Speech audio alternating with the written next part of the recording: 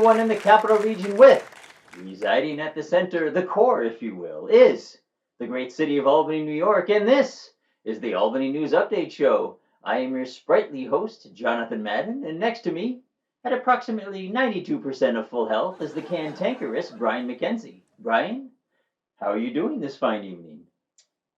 90%, 92% good. 92% good. Good to hear. Good to hear. Without further ado, let's see what has happened in and around the Albany area these past few weeks and poke a little fun. Multiple news sources reported that East Greenbush police are looking for help in identifying a female suspect. Female, if you say so. If you say so. Anyway, looking for a female suspect in what must be the slowest crime in history, this woman stole a walker from the victim at, or else, a Walmart, and then masterminded her getaway on a CDTA bus.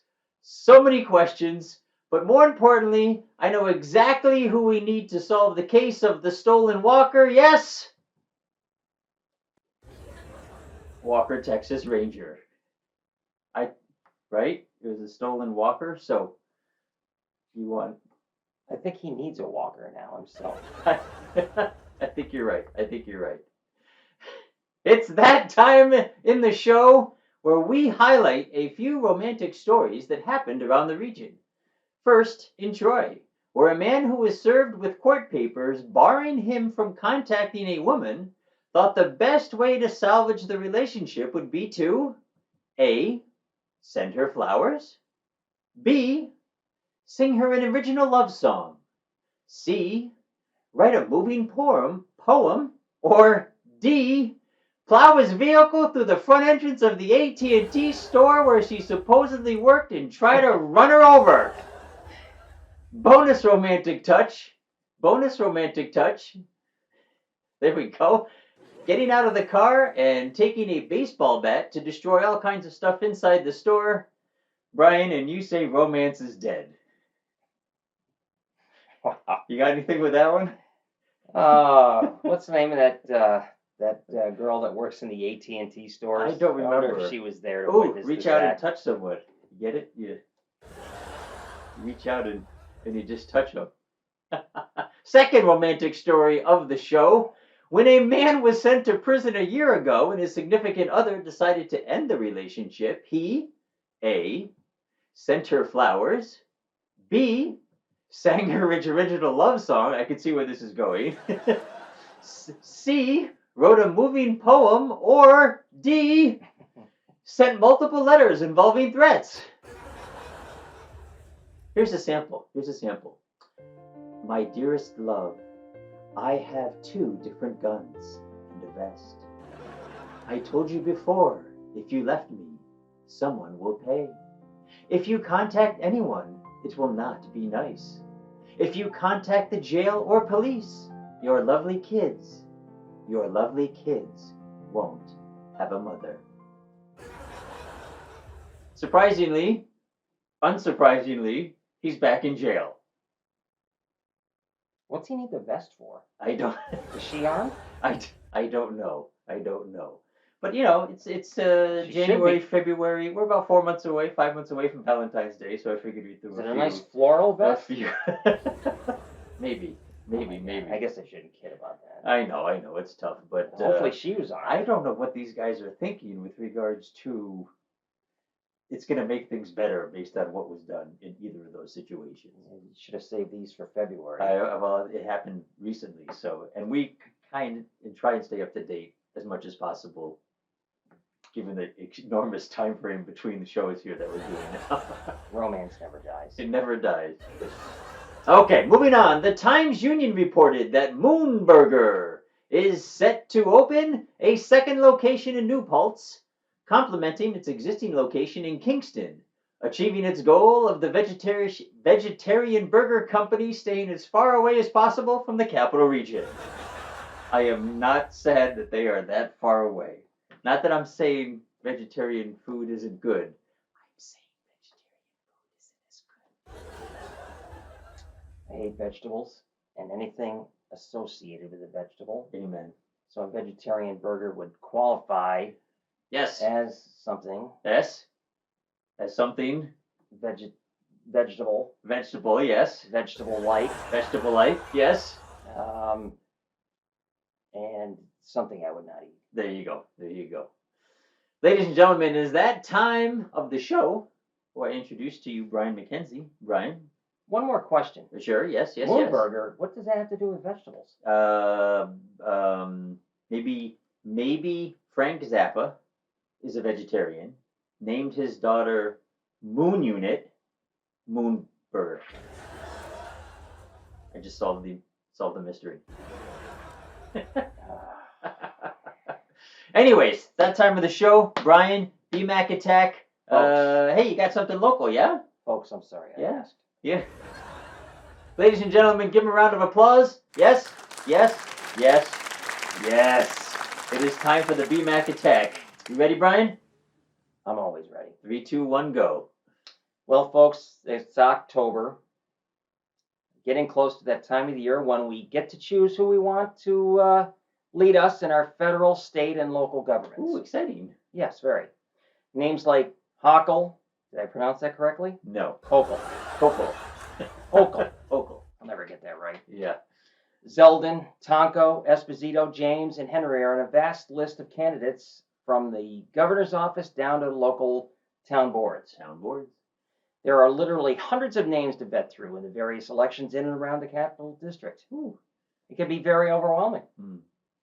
How about a little primer with a little under a month to go? I think that'll be excellent. Maybe that will help the decision-making process. I hope so. So here we go with a few voting methods that some of you may have utilized at your local polling site. Okay. We begin with that old tried and true method that has worked for hundreds of years for vast numbers of the population. Voting the party line. Of course. If you're a Republican, then you simply choose every single Republican candidate, regardless of any individual flaws, faults, quirks, red flags, criminal histories, deviant proclivities, and or discomforting characteristics. Yes. The same process if you're a Democrat. Oh. All that's required is a party affiliation, red or blue. Then have at it. No knowledge required. Good thing, too. Oh. All right. Next, how about just pick the names you saw on some of the 2 billion political candidate signs you saw posted seemingly everywhere under the sun. You don't know a single one of them, but that's okay. That's okay. Some names stick out, like Zeldin. Zeldin. Lee Zeldin has a nice ring to it. It does. I'll vote for him or her. Lee could be either, I guess. I always like that video game, The Legend of Zelda. Oh, yes. Saw the name Zeldin on a sign.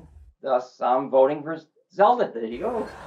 Tonko. Yes. I used to love those big yellow Tonka trucks when I was a kid. Oh, yeah? And I remember seeing a Tonko sign on a neighbor's lawn next door. Yes. Tonko it is. Yes. I think you get the picture here. This is a bit of a crapshoot. However, if you're not politically affiliated, this could be an avenue on Election Day. Could be. All right. How about doing the opposite of what your spouse says because you can't stand your spouse? For example, a verbally abusive, domineering, bullying spouse demanded you vote for Donald Trump the last election. What? As if that ever happened. Out of spite, you went and voted for Biden instead. This method is rather suspect. You should probably seek out a good divorce attorney instead. Oh, no. Dump the POS and use another voting method. Oh, man. Then, of course, you don't vote at all. Oh. Unadvisable, you dopes. Yes, Many people on this planet don't get the opportunity to vote, or if they do, it's some sham election. Stop making stupid excuses. Exercise your voting right, you ignorant buttholes. Oh, man. All right. Thank you for saying buttholes. I didn't have to go Scrap back. that one. Oh. Vote on looks. Ooh. The truly vapid may use this strategy. There are holes in this strategy, however. I don't really want to shame 2 less than attractive politicians running against each other currently. I'm better than that. Oh. I'm sure you get the picture, though. Politicians take note. Flaring nostrils with nose hairs, caterpillar unibrows, buck teeth, Coke bottle glasses, zits, bush-like growth from ears, Oh. etc. are all losers at the polls Oh my goodness. for those methods Methods. of voting. Anyway. Voting, yes. Oh, last but not least, what about, stay with me here, what about you actually research the candidates? What's their stance on issues that are important to you? What's their public service history like? How's their voting record? What's their character like? Their morals? Do they have what it takes to lead? Do they have charisma? Can they bring people together? Can they work with opponents and arrive at common ground? Are they clearly not insane? Are they under the age of 90? All right, this takes effort, some work, and a little time. Silly me, what was I thinking? I don't know. So who's that guy with the beady eyes running for that town board? I don't know whom you speak. I don't know of whom you speak. I don't care what you I think. was on board. I was on board until that last suggestion, because that's just absolutely ridiculous. And well, that's the least observed one from what I've seen. I believe so. I believe so. Ladies and gentlemen, the BMac attack. Give him a round of applause. Give him a round of applause. Yes, yes. There it is. There it is. All right, that's enough. All right, that's enough. We have to get on with the show. Time is running out to secure a new location for the Capitol holiday lights in the park. God, I wish it looked like that. Yes. The time-honored tradition of waiting in line for hours in an idling car and then gazing at partially lit displays, half-heartedly trying to disguise the shameless promotion of local businesses under the pretext of holiday celebration may not happen this year. Why? Years of complaints from neighborhood groups concerning traffic gridlock and equipment damaging park grounds. What do you think, Brian? Are you sad to see it go? Killjoys. I think I went once. Yeah. Although it is to benefit the Police Athletic League, so it's a tough call, but I think it was overstaying its welcome. So my wife may have made me go. She may have made you go. Next story. Town voters in Bethlehem will have the option to vote on whether the town purchases 307 acres of open space and farmland, thereby prohibiting residential or commercial development. There's the farmland. It looks so nice. Bethlehem Supervisor David Van Leuven, who supports the purchase, stated, quote, "Do we want to have apartments spread all the way through the thruway, or a park and farmland for generations to come?" Unquote. Let me translate that for you.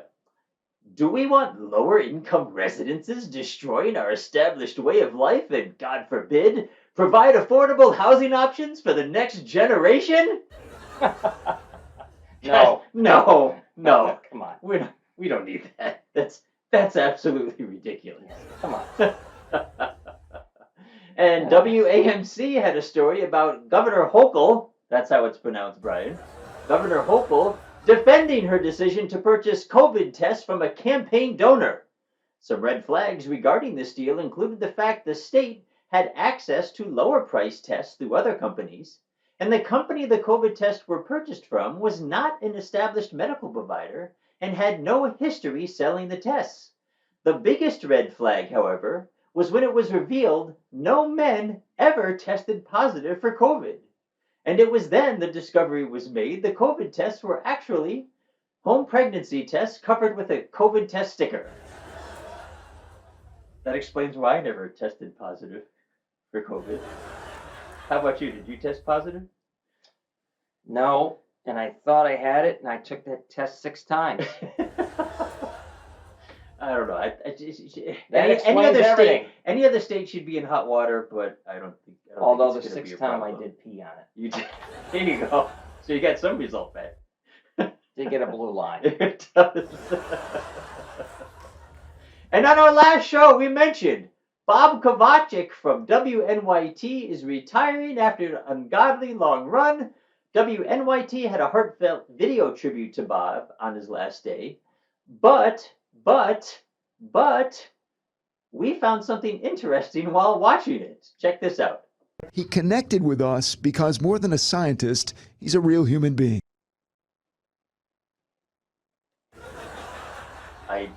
I never doubted for a second if he was a human being. What else would Bob be, Brian? Why would they find it necessary to specifically mention that he was a human being unless I'm not saying. I'm just saying. Was that his replacement? Who? The other human being. What other human being? Forget it. Thank you for joining us on the Albany News Update Show. Check out the stories we've highlighted in the description below. Please support the local news. I am Jonathan Madden, a human being. This is Brian McKenzie, another human being. And you've been updated.